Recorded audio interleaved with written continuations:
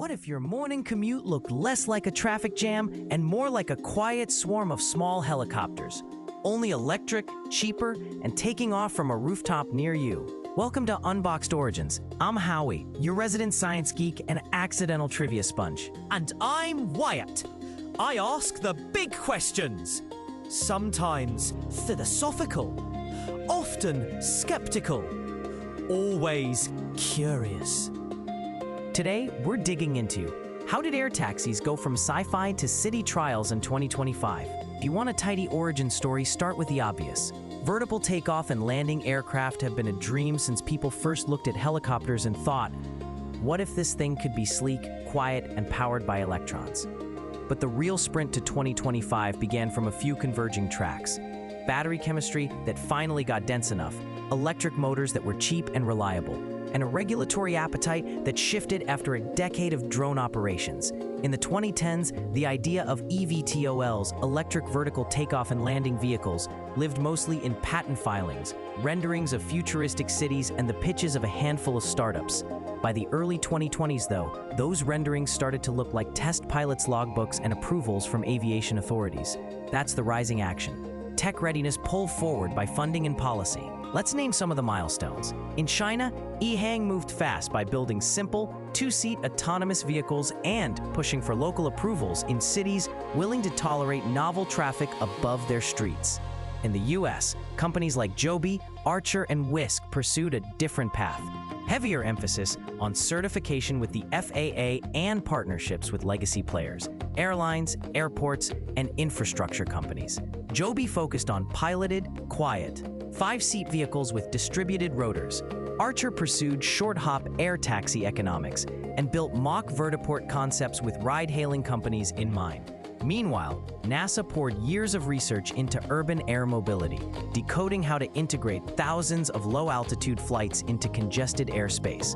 By 2024, some cities were inked as trial partners, and 2025 became the inflection point where trials looked like legitimate field experiments rather than PR stunts. The engineering side wasn't just about making an electric helicopter. Designers leaned into distributed electric propulsion, many small rotors instead of one big rotor, which reduces noise and adds redundancy. Composite materials and advances in structural design made airframes light enough to squeeze useful range out of batteries. Software became as important as metal, flight controls, safety monitoring, and, crucially, the human-machine interfaces that let a pilot or remote operator manage many variables in a dense urban environment. Add infrastructure, vertiports, charging systems, and ground operations that borrow from airports but are scaled to city blocks. On the economic front, companies modeled rideshare integration. The idea that your air taxi is booked like a car, sold with dynamic pricing and pooling, and convinced investors that an expensive per-flight cost could be softened by network effects. Aha! And here's the twist most headlines missed. The reason 2025 was the year of sudden trials wasn't only because the tech crossed a line. It was because the context changed.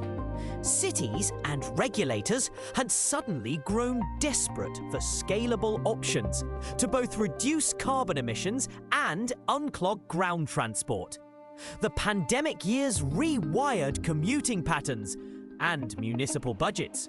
Stimulus money, climate targets, and political pressure produced an unmatched window for experimental transport modes. Also, note how much of the early rollout leaned on existing commercial frameworks. Charter helicopter services, short-range cargo drones, and even rideshare companies' customer bases. That meant the business model wasn't selling a sci-fi fantasy to strangers. It was offering an incremental premium service to urban travelers already used to paying for convenience. The surprising bit? The rush to trials was as much policy and market engineering as it was aerodynamics. Another overlooked contradiction is autonomy. The PR says self-flying cars, but the 2025 trials were conservative. Most operations used pilots or remote operators rather than fully autonomous fleets. Why? Certification bodies and insurers are risk-averse, and the last mile of regulatory trust is stiffer than getting a prototype to hover in a field. So the romantic image of pilotless pods zipping above downtown was deferred, replaced by a hybrid reality. Electric aircraft, quieter and lower cost than helicopters, but still often with a human keeping an eye on things. That human presence allowed regulators to accept trials while the autonomy stacks matured in parallel. Let's zoom into the companies you've heard in the headlines because they helped make 2025 feel inevitable.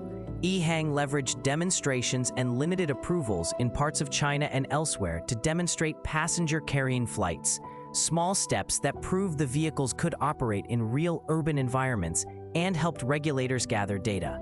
Joby, backed by deep-pocketed investors and OEM partners, ran flight tests and partnered with airport authorities and operators to design vertiport concepts and safety procedures. Archer contracted with cities to pilot short demonstration routes, iterating on charging handoffs and ground logistics. Each test route taught something crucial about real-world energy use, about turn times between flights, about the human factors of boarding a flying vehicle for the first time. Those small iterations accumulated. By mid-2025, you had real flights over cities, with invited passengers and limited commercial demonstrations, and municipalities willing to publish the flight logs and noise surveys that skeptics demanded. Noise is a story in itself. One of the biggest public objections to helicopters historically has been the racket. eVTOLs didn't magically go silent, but they were quieter on many of the frequencies and operational profiles that bother people.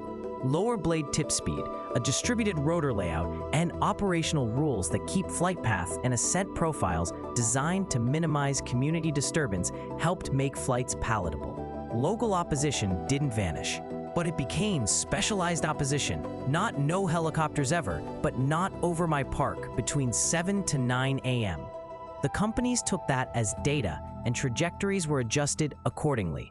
Meanwhile, cities started to see air mobility as a way to repurpose underused rooftop real estate and to generate new taxi fees and permits rather than just a top-down technology imposition. And another aha! The environmental story isn't straightforward.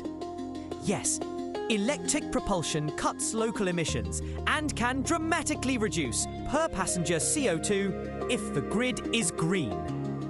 But if you compare one person in an air taxi to one person in a fully occupied subway car, the calculus can look grim. The environmental promise hinges on two things: how many people fly per vehicle, loading, and how clean the electricity is. The pilots and trials in 2025 were critical because they started to answer those exact questions. Could operators fill seats consistently enough? Could vertiport locations be chosen to support multimodal trips that actually displace cars or short-haul flights, rather than mass transit? That's why some cities were enthusiastic and others cautious. The promise of cleaner, decongested streets is conditional. By the time we hit the 2025 headlines, the narrative had flipped from will they work to how fast can we scale. Testing taught operators that scale is messy. Charging at vertiports must be quick and standardized. Batteries degrade over time and under frequent fast charging regimes. Maintenance cycles need new supply chains for motors and power electronics. Companies that understood logistics, like airline incumbents and ground transport firms, had an edge because they already managed complex turnarounds. That's why partnerships were everywhere in 2025. Startups with nimble design met airline know-how and municipal zoning power, resulting in pilot programs that looked on the surface like the beginning of a network. So why does any of this matter? Because air taxis are a litmus test for how societies adopt technologies that are at once exciting and disruptive. Trials in 2025 showed how regulation, economics, and social acceptability all move the needle as much as engineering does. If you want to change the look of a cityscape, you need more than a flying car. You need charging standards, training programs, insurance products, noise ordinances, new jobs for vertiport attendants, and a public that trusts the systems. The story becomes less about devices and more about systems. To sum up, the jump from sci-fi to field trials in 2025 wasn't a single eureka moment, but the result of many smaller ones. Batteries reaching a practical density, quieter propulsion designs, investment capital, pandemic-era policy windows, and pragmatic partnerships that married startup agility to institutional credibility. EHang's demonstrations provided early visibility, while Joby and Archer's test routes translated design into predictable operational data. The aha is that this wasn't a tech bubble. It was a coalescing of policy permissiveness and market opportunity. We didn't wake up one morning with fleets overhead. We watched pilots, politicians, and engineers slowly lay down the puzzle pieces. And the takeaway? Air taxis in 2025 weren't the end of a story, but the beginning of an ecosystem experiment. They told us that cities are willing to trial bold solutions if those solutions can be measured, regulated, and integrated. The pilots of 2025 will inform whether these vehicles scale into the 2030s as a meaningful urban mobility layer or remain a premium niche. Either way, we learn something important.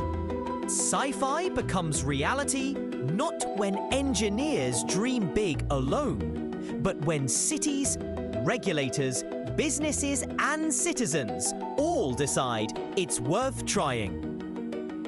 If you enjoyed this skyward little history, like, subscribe, and share so we can keep unpacking the origins of the things that sneak up on our everyday lives. So, do we get flying taxis tomorrow? Not exactly, but ask again tomorrow, and you might hear a different answer now that the trials have begun.